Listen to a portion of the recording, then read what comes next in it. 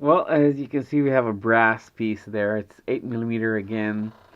The stainless was too much, and after rethinking it, I'm going to make a piece of stainless.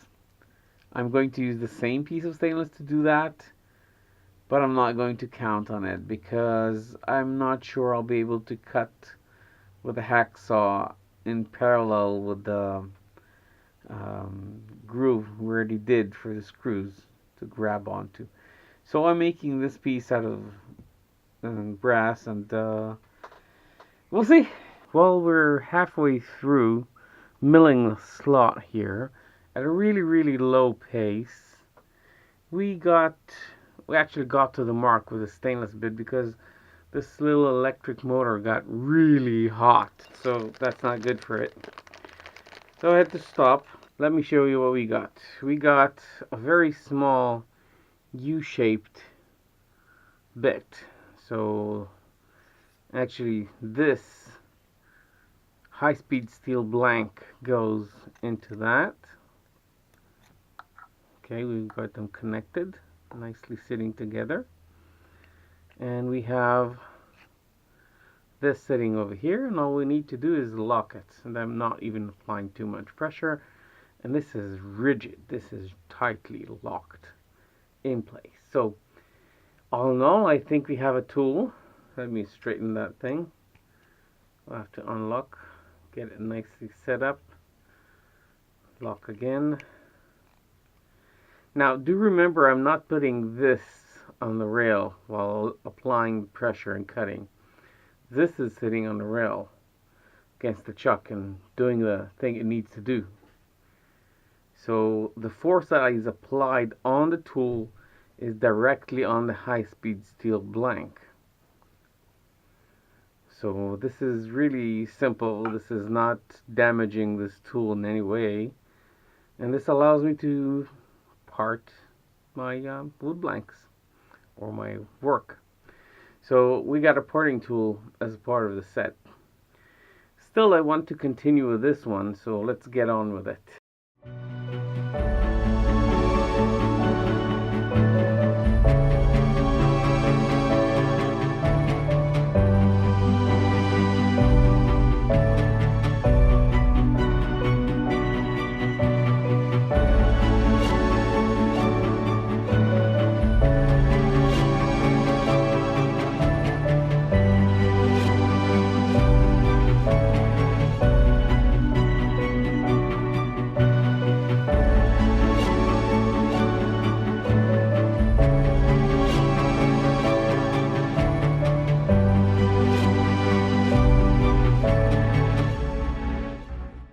You know, sometimes people do rush things, and when I say people, I mean me. And the problem is that when I was in such a hurry to cut through that thing, I cut it from the stem, so I have nothing that allows me to hold it.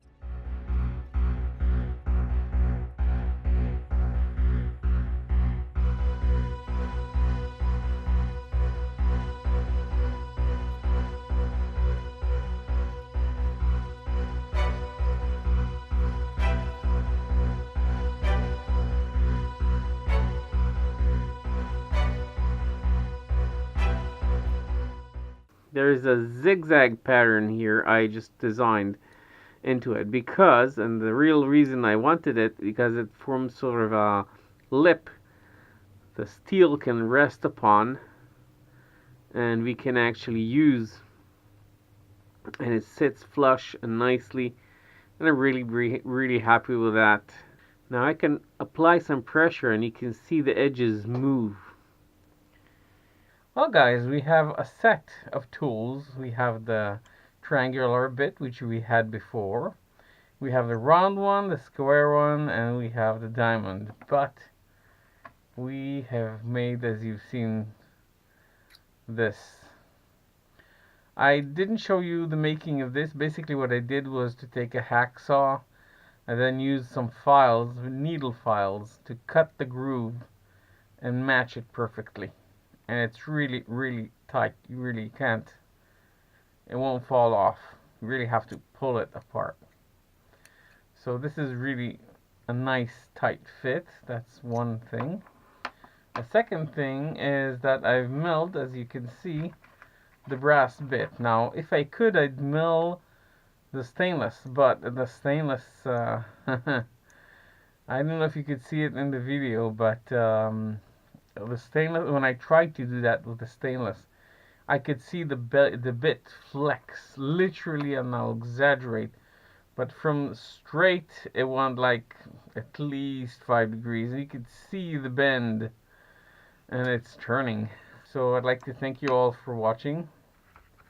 Hope you enjoyed. If you have any comments, tips, if you want to say something, if you think I should make another tool, if you think I should alter one of the tools in any manner, I'm not a wood turner. I'd love to have some tips. I do follow several channels of wood turners, and I can tell you it's not as easy as it looks. These guys make it look really easy.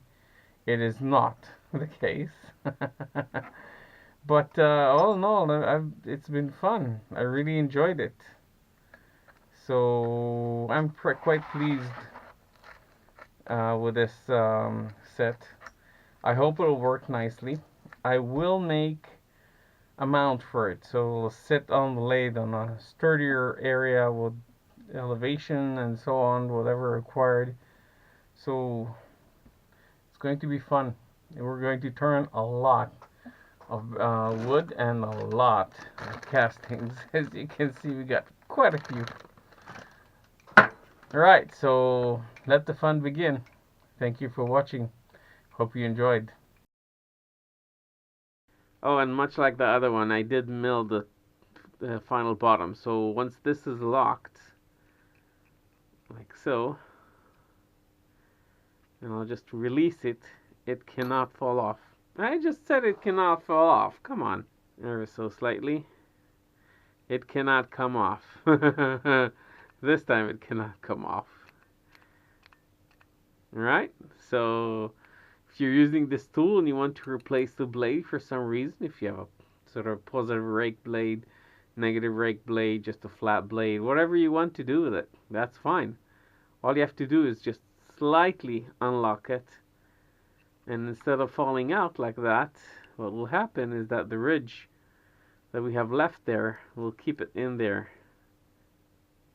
And all you have to do is give it half a turn, it'll be released completely. Really cute tool. I'm really pleased with that. And although I do think this was an improvised tool, and it definitely is an improvised tool. It's quite cute. It's quite cute. It's quite useful, and I really like it. All right, so we have another tool in the drawer. We already have that tool in the drawer, but hey, why not have two? So the brass one is very cute and very useful as well.